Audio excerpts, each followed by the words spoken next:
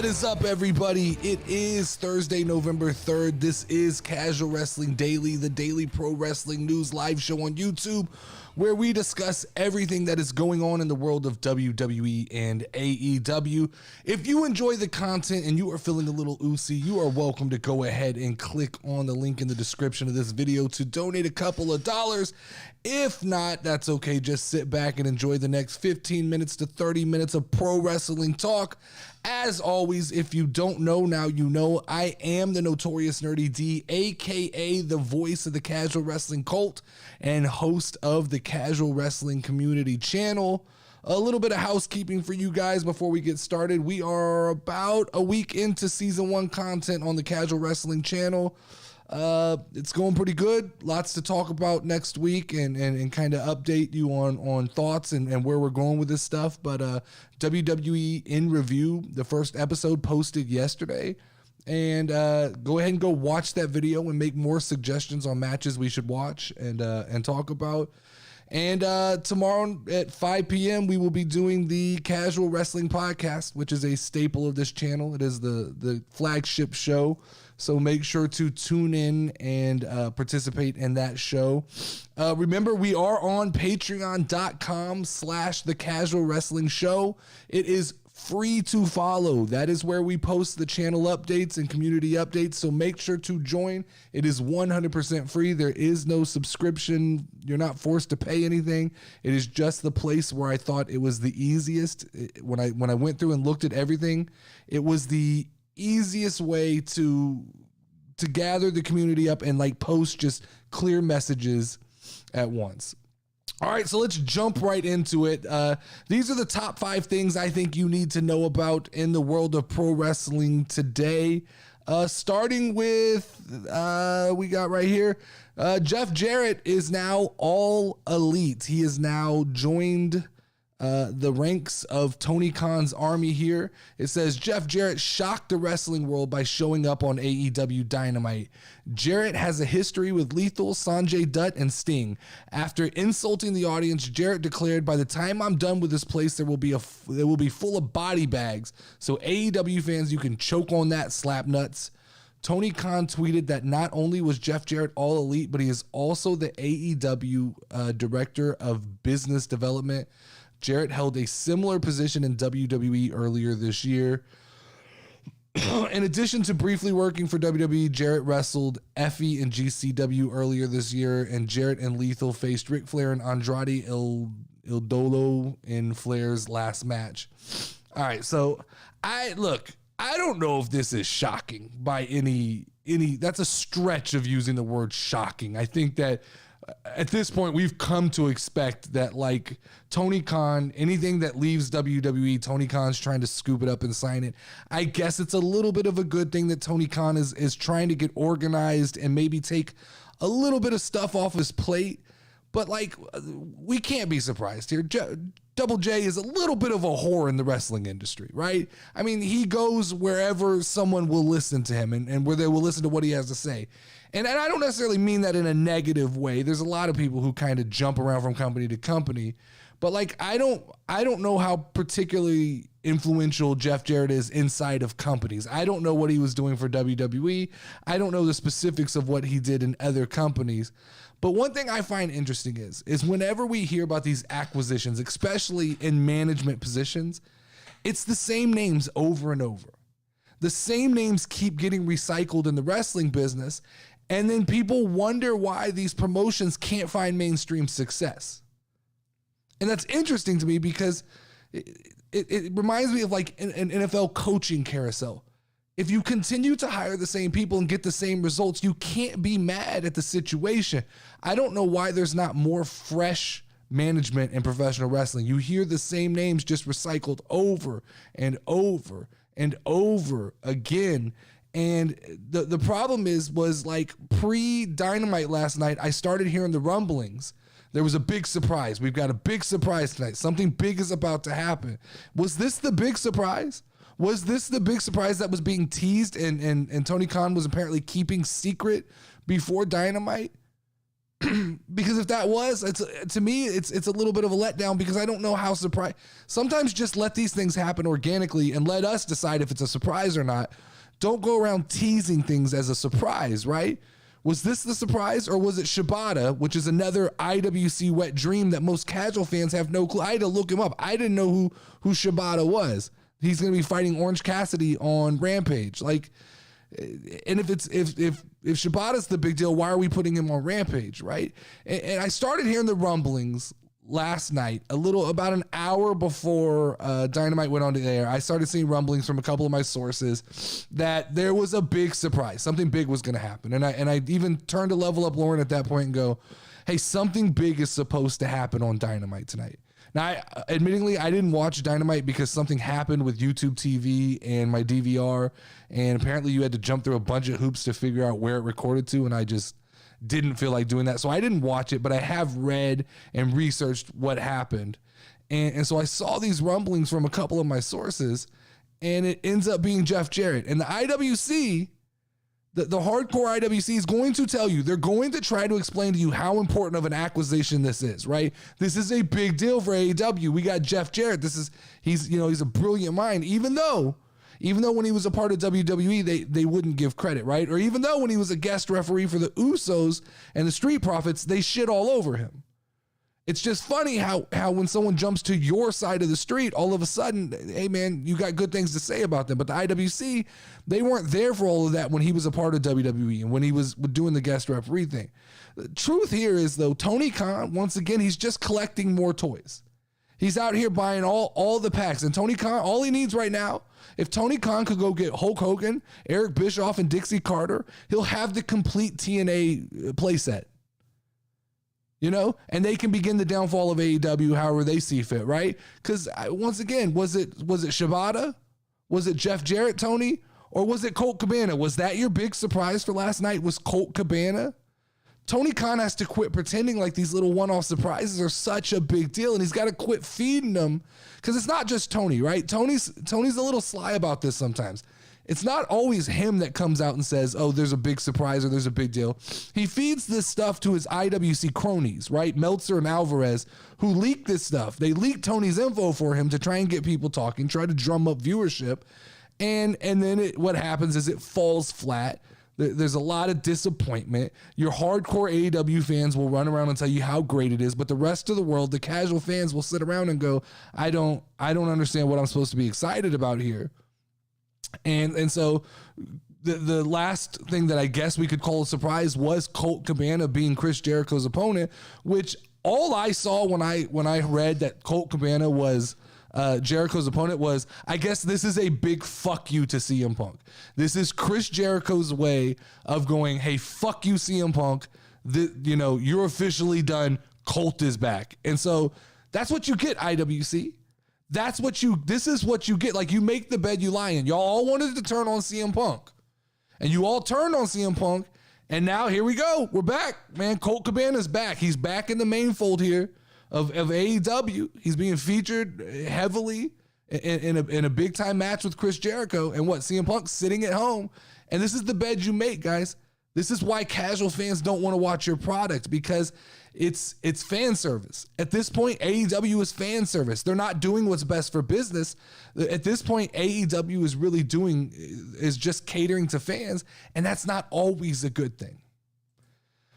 Second story of the day I want to talk about here is WWE extended their Hulu deal, and we got news that Bianca Belair and Montez Ford are set to have a reality show that will stream on Hulu at some point in time. So WWE's deal with Hulu, the streaming service owned by Disney, has been on the verge of expiring for several weeks now. The partners kept extending the date with some content, specifically next day abbreviated replays of Raw. They would be pulled if they didn't finish the negotiations. On WWE's investor call after the release of the Q3 financials today, it was revealed that a deal has been struck. WWE's Chief Financial Officer and Chief Administrative Officer Frank Riddick said the deal is a short-term one that his side apparently made some concessions in order to get done. Co-CEO Nick Khan also announced a new project for Hulu, a series focused on Bianca Belair and Montez Ford. There were no details on the show, but it seems safe to assume it will be a reality program along the lines of Ms. and Mrs. Fox, sublicense, whatever. All right, so, I mean, this is a show I can get behind. This is an idea I can get behind. Bianca Belair and Montez Ford are extremely entertaining. This is what the WWE needs to kind of do heading into the future. The same thing that kind of NASCAR has done. If you watch Monday Night Raw, you see the previews for NASCAR.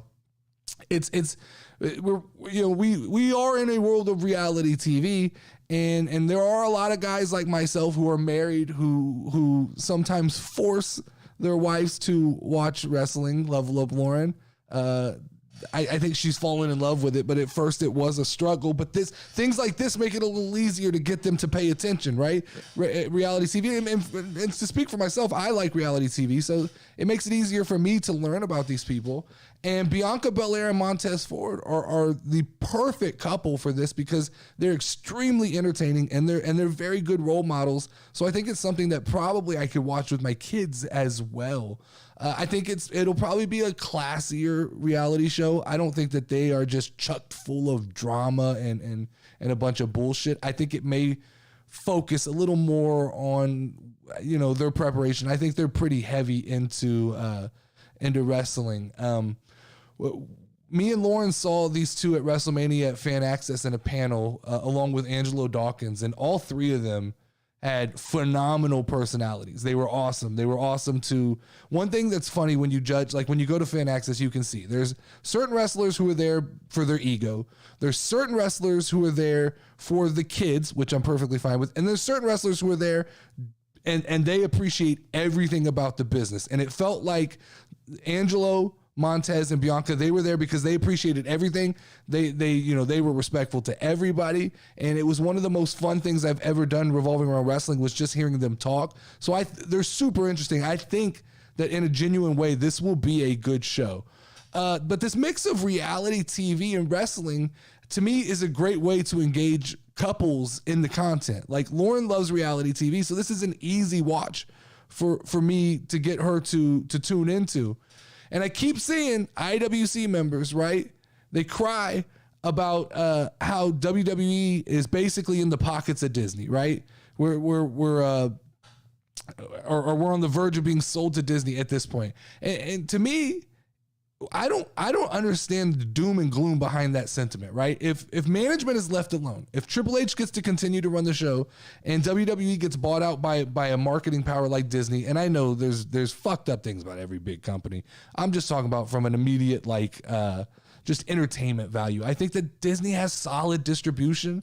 They have extreme marketing leveraging power. So it did wonders for the Star Wars brand. You can say whatever about the stories and the movies, but like from a marketing aspect, Disney is a huge thing. So if Hulu continues to pick up and Disney continues to pick up WWE programming like this and have these shows, these reality shows, I think it's only going to benefit WWE in the long term. It creates, once again, this bigger audience of not just like the 18. I think the days of the 18 to 49 male, I think that's overhyped at this point. Because I think when you go to a WWE event, you don't just see 18 to 49 males. When you go to an AEW event, they're like, that is the demographic. It is 18 to 49 male. But like when you go to a WWE event, there's kids, there's grandmas, there's grandpas, there's husbands, there's wives. So I think like Hulu doing this deal, WWE doing this deal, it's a good way to mold worlds and make it an easier watch for couples. In regards to like the abbreviated Raw and SmackDown that come on Hulu, I think once again, those are a strong tool for like an entry drug into the wrestling world. When I was easing myself back in to watching wrestling, after like a 2 or 3 year layoff, 3 hours of Monday Night Raw felt extremely long. and extremely scary to watch. So I eased myself in initially by watching Hulu, the hour and a half abbreviated version. And it was a much more stomachable watch until I started learning who everybody was and wanting to see what I was missing. But that shorter commercial-less version of Monday Night Raw, I think, is important. And I think that it's only going to benefit WWE that they extended this deal, and that moving forward they continue to work with Hulu or whoever to get distribution on like the next day of Monday Night Raw. The third thing you need to know about this today in professional wrestling is that Logan Paul wants to defend his WWE Undisputed Universal title against The Rock. I wasn't aware that he already had the belt, but this is Logan doing the Logan thing and already stirring up media attention here. So Logan Paul made fans take notice of him due to his impressive athleticism during the SummerSlam match against The Miz. After a couple of months of waiting, WWE hinted at having Roman Reigns and Logan Paul face each other. The big match between Roman Reigns and Paul was finally confirmed and set for November 5th's Crown Jewel event. While speaking with Sports Bible, Logan Paul was asked who he wants to defend the undisputed WWE Universal Championship against should he win the title in the first place. Logan has his eyes set on top challengers if he wins the top prize. Just extra here, Jeff Jarrett also thinks Logan Paul could work as champion in WWE. I'm telling you guys, every day that passes by, I am leaning more and more into the idea that Logan Paul could walk out of Crown Jewel holding the WWE Championship. If I had to bet, if I had to make a bet right now, I bet that there's at least been a serious conversation about what it would look like if Logan Paul won the belt. There's been a conversation. There's been a sit down inside of the creative room that goes, not saying it's happening, but what if? What if Logan Paul wins this belt? The publicity throughout not just the wrestling media, but I'm talking like the real world mainstream media would be fucking ridiculous. It would be insane if Logan Paul won the WWE title, right? And it really comes down to, if you're WWE, how important at this point is the streak and who gets to break it? Because we've kind of run through the list of who's, right? Who's left? Bray Wyatt? Are we waiting till WrestleMania for The Rock? Why not Logan? Why not now? With all the drama and stuff going on, he can win the title back, right? Logan could win the title for 2 weeks, 3 weeks, and Roman could win the title back. There are multiple ways that we can get to this. This doesn't, by no means is this going to be a clean victory over Roman Reigns if it happens. There's multiple ways we can get to an angle like this, and I just saw Trevor Morrison talk about this in the chat here, but this is exactly what I had written down. Jake Paul is going to be at Crown Jewel. It is being reported everywhere that he is going to be there with his brother. And maybe that's the swerve, right? Maybe Jake gets involved. I saw an article that said Logan and Jake have an interest of working even on outside projects with Paul Heyman. What if Paul Heyman's involved? What if Paul Heyman sees the end and the demise of the bloodline? He pulls away and he starts a faction with Jake Paul and Logan Paul. And I mean, that would be the most hated faction in professional wrestling. A Paul brothers faction that included Paul Heyman. Do you see the Paul, the connection there? What if Sami Zayn's involved, right? What if you get a faction that's Sami Zayn, Paul Heyman, and the Paul brothers, right? Even if Logan wins the belt and he holds on to it for just 1 week, the buzz is enough that it'll blow the lid off of the mainstream media world. Imagine Logan Paul doing an episode of Impulsive to his massive podcasting audience, holding the WWE titles. He's got one on each shoulder as he podcasts to whatever guest he has on that week. Imagine the amount of attention, the opportunity that exists if they just pull the trigger on this, right? And you could even work an angle where, like, if like all of this is coming to play with Logan wanting to fight The Rock, you could work an angle here where Logan wins the belt and he teases Roman Reigns and he doesn't give him that shot. And then he gives him a shot like at Royal Rumble, right? We have to wait till Royal Rumble and we get a match. And all of a sudden at Royal Rumble, boom, Rock appears. And The Rock intervenes and costs Roman Reigns the match. Then at whatever pay-per-view, I guess it's Elimination Chamber, it's Logan Paul versus The Rock. The Rock wins the title. The Rock goes into WrestleMania as the champion. And Roman gets to win the title back from The Rock at WrestleMania. It works. It all works. The marketing is built in. I'm saying it's a long shot. I get it. I get that I'm overhyping this. The reality is Roman's going to win. The machine's going to move forward. But like the ability to market to this broad audience, it's just, I mean, to me, it's almost too good to be true. If you're WWE, why not pull the trigger? Why not shock the world? At this point, like, to be honest with you, as a wrestling fan, the streak is the streak. It's kind of, it's over to me as far as like he's held the belt a real long time. Any longer doesn't make it feel any better. At this point, I think it's time, like, let's get a shock and awe moment. And let's, I know it's going to piss a lot of hardcore wrestling fans off if Logan Paul wins the belt. Who fucking cares about those people? Like, let's do the thing that's fun and that's shocking, and let's make it interesting in that way. Moving on to the fourth thing you need to know about today. WWE has completed its investigation into the alleged misconduct by Vince McMahon. WWE announced today in its third quarter 2022 earnings report that its investigation to alleged misconduct by Vince McMahon is now complete and the special committee has been disbanded. McMahon resigned from his duties as chairman and CEO of WWE amid the WWE board investigating him for alleged sexual misconduct and hush money. The Wall Street Journal broke the news earlier this year about the WWE board of directors investigating Vince McMahon over a $3 million settlement that McMahon had agreed to pay former employee to whom he allegedly had an affair with. McMahon allegedly paid them more than $12 million to four women formerly with the company to suppress allegations of sexual misconduct and infidelity. WWE later found more payments that were made. McMahon resigned from the WWE as chairman and CEO since Vince's resignation. Stephanie McMahon and Nick Khan have been named CEOs, while Triple H has been named head of creative. A little bit of a side note here. The investigation cost WWE $19.4 million. That is on top of the $19.6 million that was previously made in unrecorded payments by Vince McMahon. Holy shit. This is insane, right? From what I can tell, from everything I can tell, the special committee and everything that's happened is Vince McMahon's basically walking out with a slap on the wrist. That's what's happened, right? They figured out your punishment is you're no longer going to run your company, and here's a slap on the wrist. You're a bad man. Go do what you got to do. Like, the findings are what the findings were.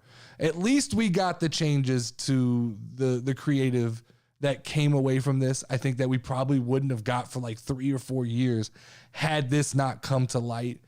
I think that, it was stated in the call that Vince is going to stay retired. That's a good thing. I think at this point we've seen it's probably like WWE's kind of passed up Vince McMahon, but that's a sickening amount of money. I mean, that's $40 million that it cost this company, all because like Vince McMahon wanted to cheat on his wife or allegedly cheat on his wife. I guess I don't like that. It's crazy that things like this happen. And I don't know that it's surprising to anybody. I think when this story broke, I think everybody was kind of like, that sounds about right for Vince, right? I'm sure that there's going to be more come from this. Like, I'm sure that there's going to be more stories trickle out. And I know there's a documentary coming out soon and a couple things like that. So I don't think this is by any means over.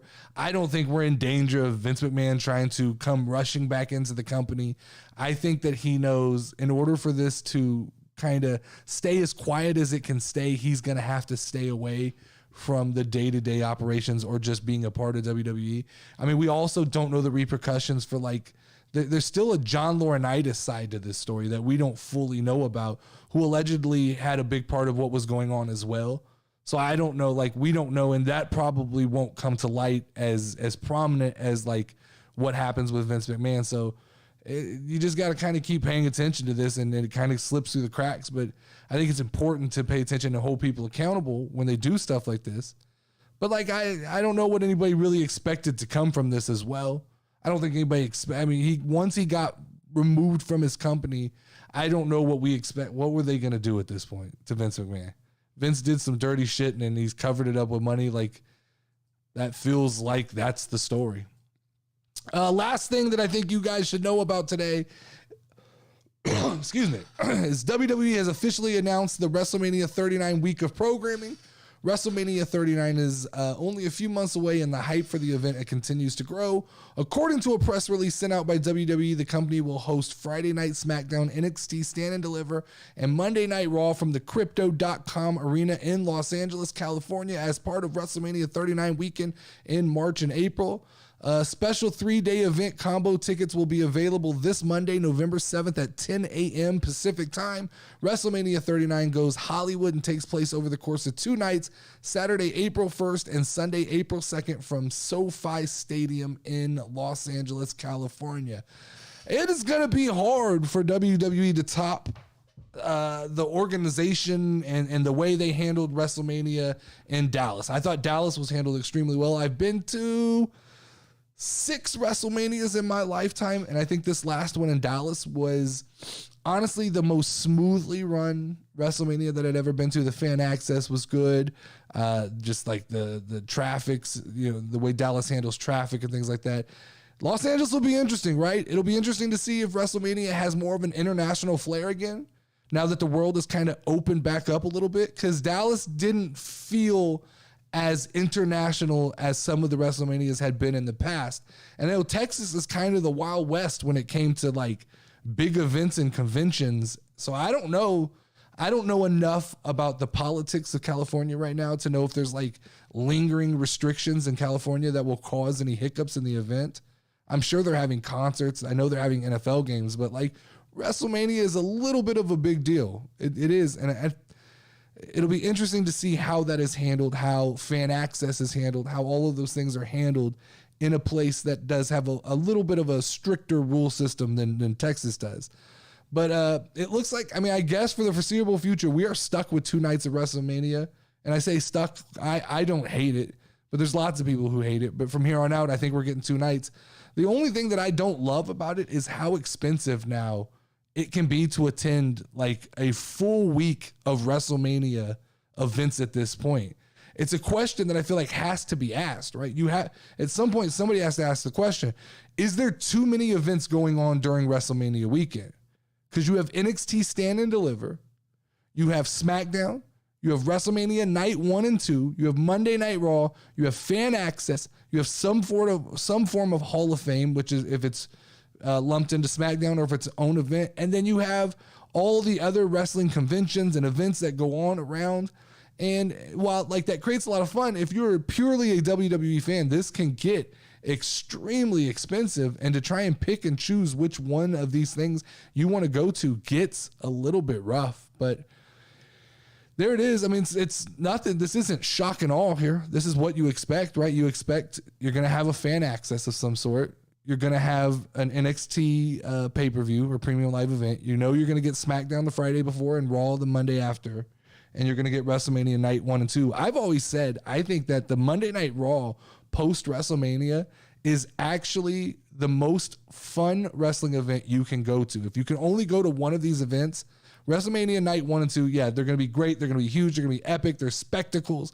But there's something about that Monday Night Raw, the night after WrestleMania, that like you go back into a smaller building, the energy is all still there, and it's just like, it is just insane. There's nothing like it. What you should be watching tonight, there's no wrestling tonight. Thursdays is the dead night of the week, so you can watch some football if you want to watch some football. I don't know if there's any baseball on. I'm not a baseball guy. I know we're in the World Series here, but yeah, so this is the night where we get to rest before the big weekend going into Crown Jewel. On the podcast this week, we'll be recording tomorrow. Me and Level Up Lauren we will be making our Crown Jewel predictions. So look forward to that. At this point, man, I think I'm going off the deep end. I do. I think that my title. Let me grab my title belt.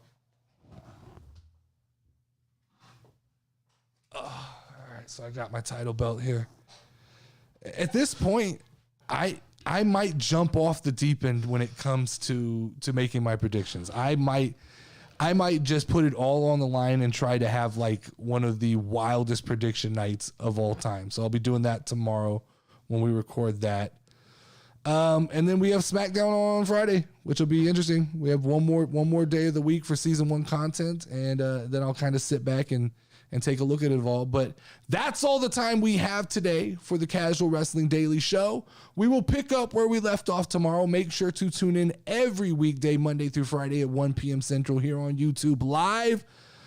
Make sure to check out the Casual Wrestling Podcast that posts every Friday for your weekend listening enjoyment. Also, make sure to check out episode 1 of WWE In Review. It is live and on YouTube.com.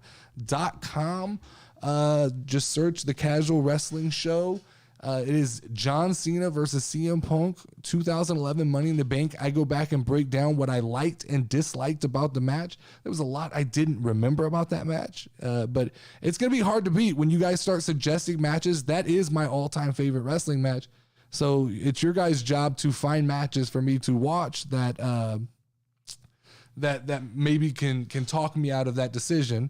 As always, I am the Notorious Nerdy D, and I will see you guys tomorrow. Step in the ring, if you ready, let's go. Hey, Casual Wrestling Community Show. You already know, talking WWE. Keep it rolling and hosted by Notorious Nerdy D.